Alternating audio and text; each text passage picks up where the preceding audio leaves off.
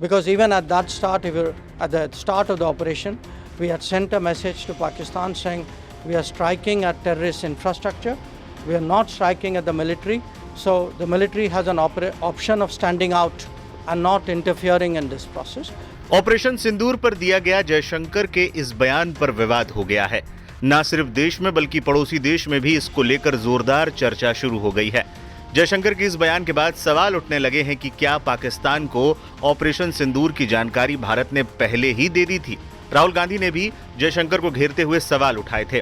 अब जब 2 दिनों तक जयशंकर या केंद्र सरकार की ओर से कोई जवाब नहीं आया तो राहुल गांधी ने अपने पोस्ट को रिपोस्ट करते हुए फिर सवाल दाग दिए। राहुल ने लिखा, जयशंकर की चुप्पी निराशाजनक है। मैं फिर से पूछता हूं कि हमने कितने भारतीय विमान खो दिए क्योंकि पाकिस्तान जानता था हम हमला करेंगे। ये कोई चूक नहीं थी, ये एक अपराध था और राष्ट्र सच्चाई का हकदार है।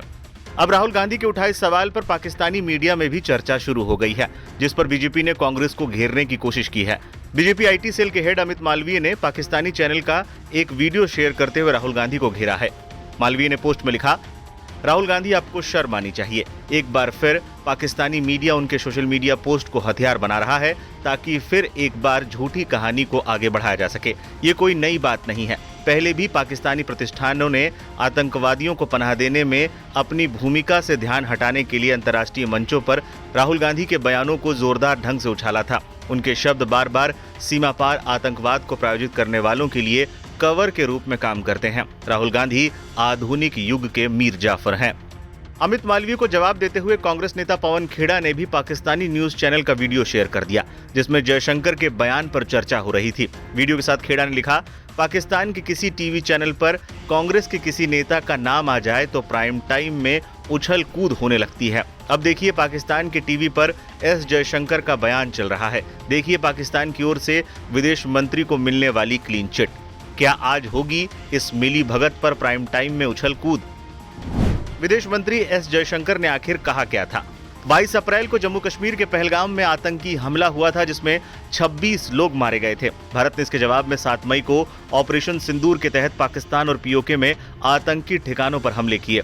मीडिया रिपोर्ट के अनुसार विदेश मंत्री एस जयशंकर ने कहा कि भारत ने हमले से पहले पाकिस्तान को सूचित कर दिया था ताकि ये साफ हो सके कि हमले आतंकी ढांचों पर होंगे, न कि सैन्य ठिकानों पर। इसका मकसद युद्ध से बचना और अंतर्राष्ट्रीय नियमों का पालन करना था। Because even at that start, at the start of the operation, we had sent a message to Pakistan saying we are striking at terrorist infrastructure, we are not striking at the military, so the military has an option of standing out and not interfering in this process.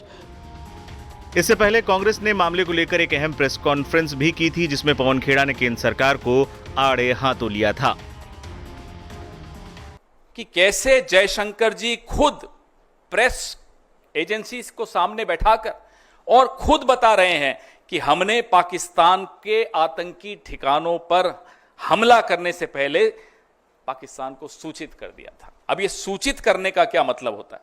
इतना भरोसा है आपको आतंकियों पर कि आप सूचित कर देंगे और वो वहीं रहेंगे या वो चुपचाप बैठेंगे? यह भरोसा है आपको उन आतंकियों पे? रिश्ता क्या है आपका? कैसे आप बोल रहे हो उनको? क्यों बताया आपने उनको? और इसको आप क्या कूटनीति कहेंगे? ये डिप्लोमेट रहे हुए हैं। आज जो देश के विदेश मंत्री हैं ये एक राजदूत रहे हुए हैं, आईएफएस ऑफिसर रहे हुए हैं। क्या इसको कूटनीति कहते हैं? माफ कीजिएगा, हमारी देहाती भाषा में इसको मुखबिरी कहते हैं, इसको कूटनीति नहीं कहते। ये मुखबिरी है, ये अपराध है, ये गद्दारी है। और उसके बाद लीपापोती पूरी कि मैंने ऐसा नहीं। अरे आपने तो खैर लीपापोती भी नहीं कि आपके विभाग से एक चिट्ठी आ गई कि ये ऐसा नहीं कहा। आपके मुंह से ये शब्द एक एक यहां मीडिया कर्मी बैठा है, देश के हर नागरिक ने, विश्व के हर नागरिक ने देखा आपने क्या बोला कि हमने पाकिस्तान को बता दिया था कि हम सिर्फ आतंकी ठिकानों पर हमला करने जा रहे हैं। अब बताइए, मुखबिरी नहीं है तो क्या है? और मुखबिरी का इतिहास लंबा है, अभी उस पर भी आऊंगा मैं। अब हम यह जानना चाहते हैं, क्या इसी मुखबिरी की वजह से अजहर मसूद जिंदा भाग गया? क्या इसी मुखबिरी की वजह से हाफिज सईद भाग गया? यह हुआ क्या? क्या देश को यह जानने का हक नहीं है कि आपने पहले ही सूचित करके अजहर मसूद को बचाया? ये वही अजहर मसूद है जिसको पहले भी बचाया गया था। कंधार में जब IC-814 को हम छुड़वाने गए थे, तब इसी अजहर मसूद को हम जाकर उनको सुपुर्द करके आए थे। ये दूसरी बार बचाने की साजिश क्यों हो रही है? क्यों बचाया गया अजहर मसूद को? कारण बताइए। ये जो बयान है विदेश मंत्री का बहुत संवेदनशील है। आतंकी ठिकाने, इस बयान के बाद पाकिस्तान ने उन ठिकानों का क्या किया होगा, खाली किए होंगे, नहीं किए होंगे, ये तो अजहर मसूद जिंदा है उसी से मालूम पड़ जाता है। और कितने आतंकी जिंदा बच के भाग गए होंगे, ये चिंता और ये सवाल हम सबके मन में है। We are right in being concerned and being worried about the future, the safety of our country.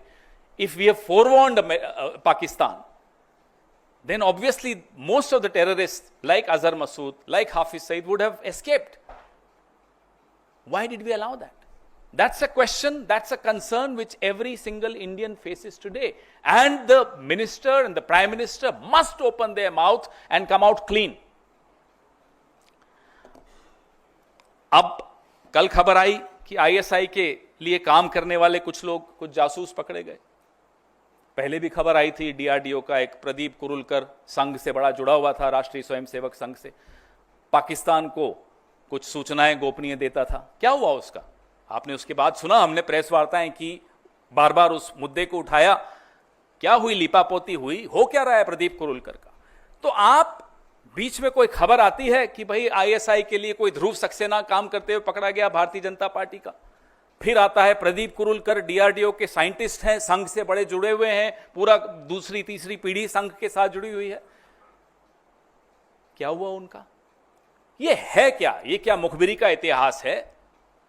ये क्या रिश्ता है आपका पाकिस्तान के साथ? ये हमें जानना जरूरी है, देश को जानना जरूरी, क्योंकि आज आप तमाम संस्थाओं पे कब्जा किए बैठे हैं, इसलिए ये जानना जरूरी है। नरेंद्र मोदी जी जब मुख्यमंत्री थे गुजरात के, तो एक लाइन बड़ी अच्छी बोलते थे, जो आज के लिए बिल्कुल उपयुक्त है, कि समस्या बॉर्डर पे नहीं है, समस्या दिल्ली में है। उसी समस्या के बारे में आज हम आपसे चर्चा कर रहे हैं कि यह समस्या दिल्ली में है, जो पाकिस्तान को पहले ही सूचित कर देती है कि पाकिस्तान हम आ रहे हैं, थोड़ा देख लेना।